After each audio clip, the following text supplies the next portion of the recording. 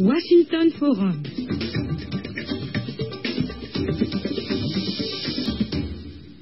Et pour cette rétrospective, nous irons notamment en Guinée, en RDC et au Gabon. Nos experts ce soir, Dominique Bangoura, présidente de l'Observatoire politique et stratégique de l'Afrique à la Sorbonne, Paris. Ici à Washington, François Gwahinga, journaliste gabonais, consultant à la Banque mondiale. Mbemba Dizolele, et oui, un revenant, chercheur à la Hoover Institution à l'université Stanford. Madame, messieurs, bonsoir. Bonsoir. Alors on va commencer par la Guinée. Vous savez que la Guinée est depuis le coup d'État du 23 décembre 2008, elle fait la une de l'actualité, coup d'État marqué par la junte militaire. Autre date clé, notamment la répression sanglante de la manifestation de l'opposition du 28 septembre, qui a fait selon l'ONU 157 morts et des cas de viol.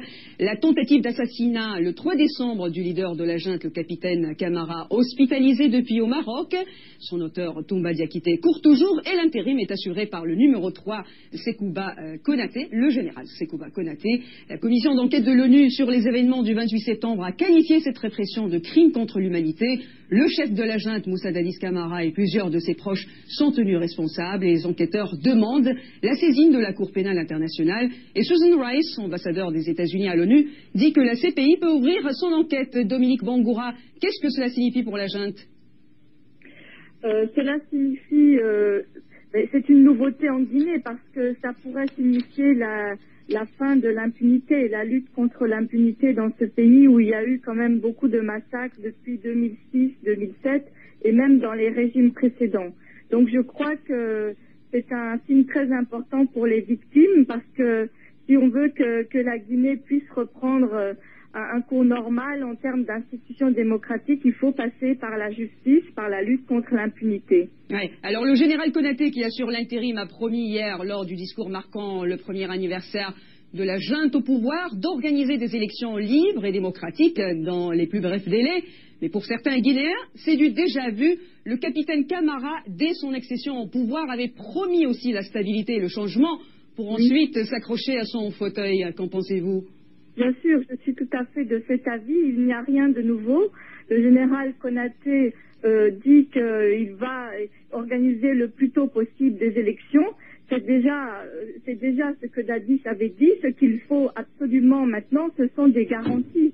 Il ne faut plus se laisser piéger à nouveau. Dadis Camara, au début de l'année 2009, avait promis la même chose. Et je dirais même que le discours du général Konaté est régressif parce que il ne parle pas de date d'élection, oui. Il ne dit pas dans quel cadre se feront les élections, la transition, ni avec quelle autorité de transition, et surtout, il ne donne aucune garantie que le CNDD, la junte au pouvoir ou le gouvernement ne se présentera pas. Or, c'est ce problème-là qui a fait perdre tant de vies humaines avec la répression sanglante de septembre dernier. Ouais, je continue avec vous, Dominique, sur ce dossier. Le chef de la diplomatie française, Bernard Kouchner, a déclaré récemment que le retour du capitaine Camara risque de déclencher une guerre civile. Qu'en pensez-vous? Je pense que le retour du capitaine Camara, si retour il y a, parce que pour le moment il y a encore beaucoup d'incertitudes sur ce point.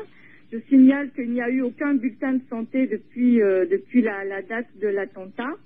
Donc, je pense qu'il y a aussi quand même des signaux d'alarme très importants sur l'état de santé du chef de la junte. Donc, je crois qu'il faut être très, très prudent sur ce plan-là. Ouais, vous parliez de transition tout à l'heure. Le groupe de contact préconise justement la mise en place d'une nouvelle autorité consensuelle de la transition avant des élections législatives et présidentielles de 2010. Quelle forme peut prendre cette transition? 50% civil, 50% militaire? En 30 secondes, Dominique. Il y a un cadre qui a été posé par le groupe international de contact, une feuille de route. Je pense qu'il est important de la suivre. Il faudrait revenir absolument à une transition civile parce que la Guinée a besoin de pouvoir obtenir une alternance démocratique. Il y a eu depuis 50 ans des dictatures civiles et militaires qui se sont succédées dans ce pays. Si on veut une alternance, il faut une transition démocratique. On ne peut pas avoir une transition démocratique avec une junte au pouvoir et uniquement des militaires au pouvoir. Voilà. Donc l'idéal, ce serait une transition avec une autorité civile. D'accord. On va maintenant quitter l'Afrique de l'Ouest pour l'Afrique centrale. 2009 aura été marqué. Guinée Diallo El Haj Souleyman. Diallo, bonsoir. Bonsoir Lamia. Bonsoir, on vous écoute. Vous allez bien? Bon, bonsoir à tous les auditeurs, à tous les invités. Bon, moi je vais me baser exactement sur la crise guinéenne, qui est aujourd'hui, presque depuis le 28 septembre, à la une de quelques journaux. En effet, ma question est la suivante. Lors de la 9e réunion du groupe de contact international sur la Guinée, Ibn Chambas avait parlé de l'envoi d'une mission d'observation composée de civils et de militaires pour vite sécuriser les civils et leurs biens. Cette proposition a été vite rejetée par le CNDD par la voix du secrétaire permanent du CNDD, Moussa Keita. Oui. Qu'en est-il aujourd'hui de l'envoi de cette mission? Ok. Dominique Bongoura, la junte a vu cette proposition comme une déclaration de guerre. Est-ce qu'on va vraiment envoyer cette mission? Je pense que la mission est nécessaire pour sécuriser les populations, les leaders politiques, les leaders syndicaux et les représentants des organisations de la société civile. Je pense que cette force est possible. C'est le rôle de la CEDEAO de la mettre en place. Je sais que les chefs d'état-major se sont déjà réunis. Il est possible qu'il y ait un sommet extraordinaire de la CEDEAO qui s'organise prochainement pour examiner cette question. Ce serait une mission d'observation, une mission de protection. Ce ne serait pas des casques blancs ou des casques bleus. Cela n'a rien à voir avec une force d'interposition. C'est simplement pour sécuriser les institutions et les populations. Voilà. Merci Dominique. On va passer à un troisième appel parce qu'il me reste aussi. Le peuple africain dans son ensemble. Merci Kambari. Dominique Bongoura, en 30 secondes. Est-ce que c'est un débat légal au Niger? Juridique? En tout cas, oui, c'est une question de droit importante, c'est une question légale importante. Je dirais que l'Union africaine, depuis sa création en 2000 et 2002, voilà.